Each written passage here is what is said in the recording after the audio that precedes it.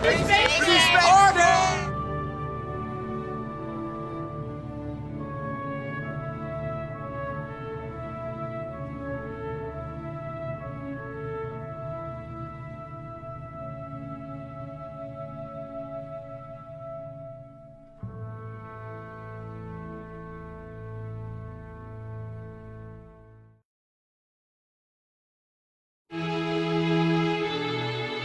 Theme is exploration for a new generation. So the first spacewalks, it's a landing on the moon, and creating a football field-sized space station. Manned exploration has made some remarkable impacts, both in space and here on the ground. Our robotic exploration missions have extended our quest for understanding to all the planets. Our space telescopes have looked back to the beginning of time and provided us stunning images of our universe. The next 50 years of exploration go is up to your generation. Continue the task of building the International Space Station, or ISS, by delivering the U.S. Destiny Laboratory module. His second mission, in which he was selected to be the commander, was STS-116 discovered and launched in 2006. Now please join me in a warm welcome for Commander Mark Polansky.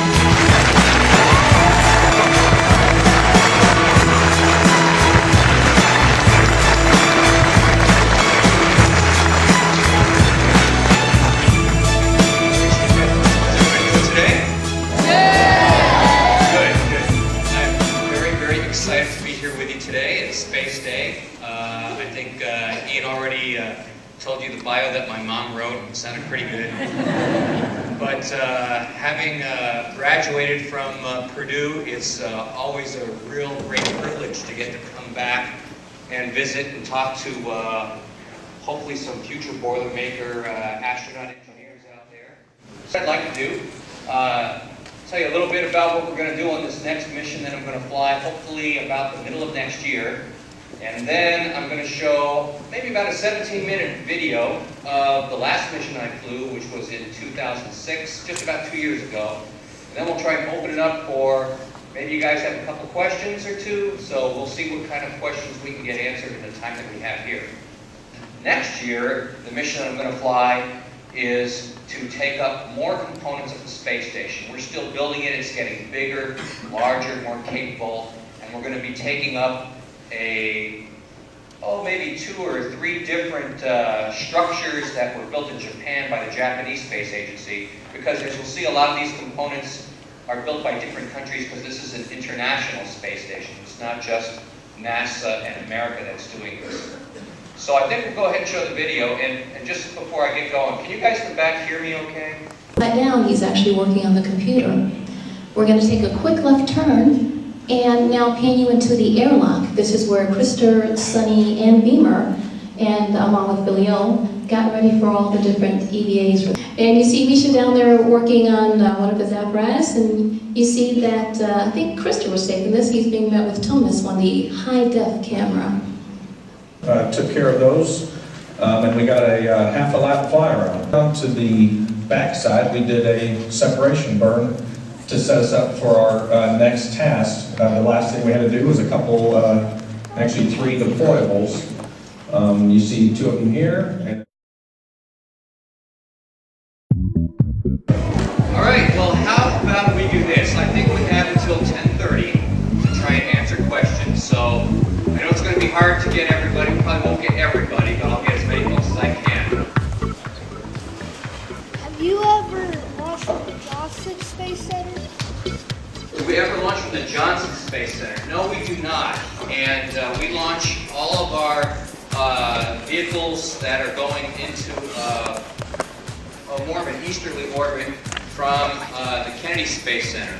And there's a reason why we do that. Okay, you guys all know that the Earth rotates round and around, right? Well, what we do is we try and use the speed of the Earth's rotation to help throw us off the planet.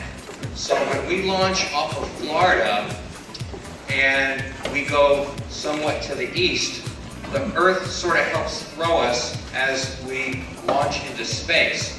We also, since we're going east, want to kind of go in a direction that takes us away from populated areas, which just in case something not so nice should happen.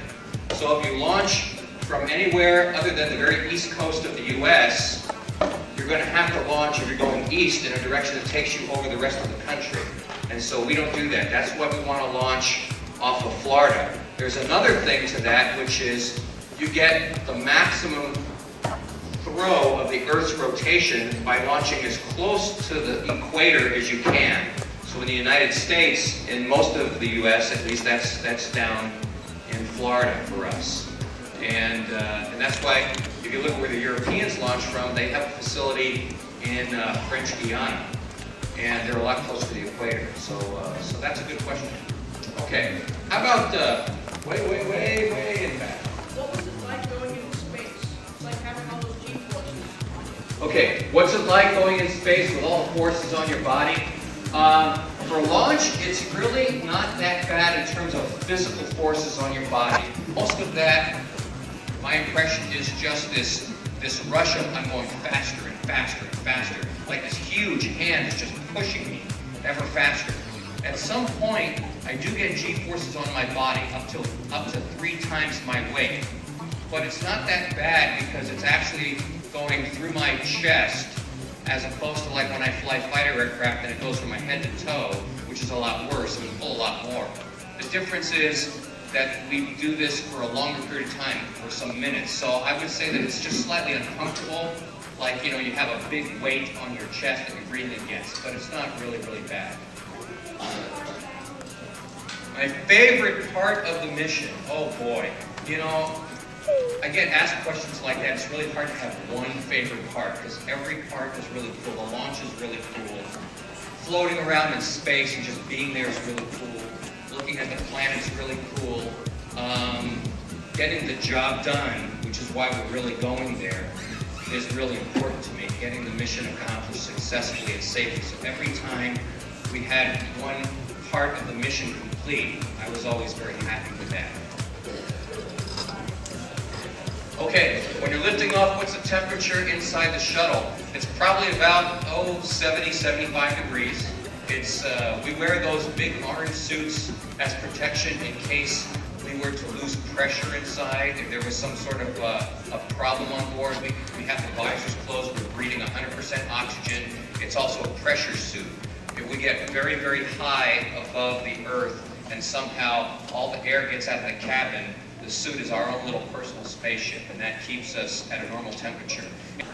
We were starting to put Americans into space back in the 60s. And in those days, you got a lot of exposure to it. And believe it or not, we didn't have cable TV. There weren't computers and internets. There weren't Wii's and Nintendos. So what happened was, every time that there was a launch, everything would stop, and every channel, all 3 of them, would go ahead and cover the launch. And then I happened to have the good fortune of showing up at this university right here. And when I was a freshman, and I was in the dormitory that I lived in as a freshman, we had a visitor, and his name was Gene Cernan. For those of you that don't know Gene Cernan, he was the very last man to walk on the moon. And he also happened to have graduated from Purdue, just like the first man on the moon, Neil Armstrong. And so I was talking this far away to a guy that had walked on the moon, and that got me pretty inspired. And then I started doing a few things, thinking, well, why not give it a shot? Who knows? All they can say is no. I'm going to go ahead and sit there and say, you guys know what a toilet is? Know what a vacuum cleaner is? Okay, take the toilet, remove the water, add the vacuum cleaner, and that's pretty much it. Don't follow me, we're just going to reverse the way we came in.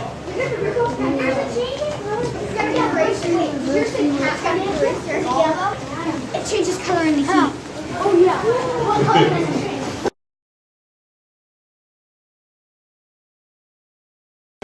So, Mr. Polansky, what is your view of Purdue Space Day? I think Purdue Space Day is a great thing. Basically, any time that you can go ahead and get a chance to talk to a lot of students, to try and get them excited about science, technology, Right. to do it in conjunction with a great university like Purdue, which of course I'm biased because I went here. But so I just think it's a wonderful thing, and you can tell, you know, when I get an entire lecture hall like that filled with students, and they're just so excited and ask so many questions. You could see that you could stay there for the entire day and just do nothing but answer questions. It reminds me of what it was like to be a student. It reminds me of the fact that you know, we want to go ahead and reach out. And that old cliche, like if you just get a couple kids to think very seriously about going into a field like engineering, or maybe they wouldn't have before, that, you know, you can make a difference. So you hope that you touch some of their lives.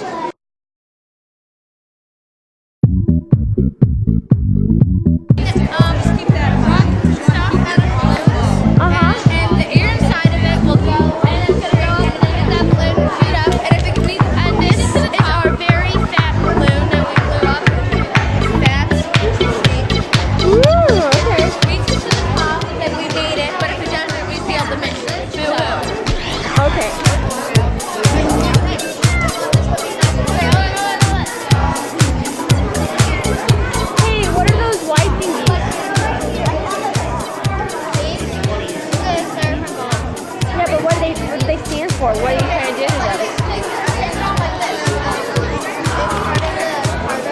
Cargo. Oh, okay, cool. So, what are you guys doing? We're making water rockets. And how are you guys making them? Bottles and paper, bottle paper and tape. Really? Yeah. Insurance Too simple. What's up, my tape?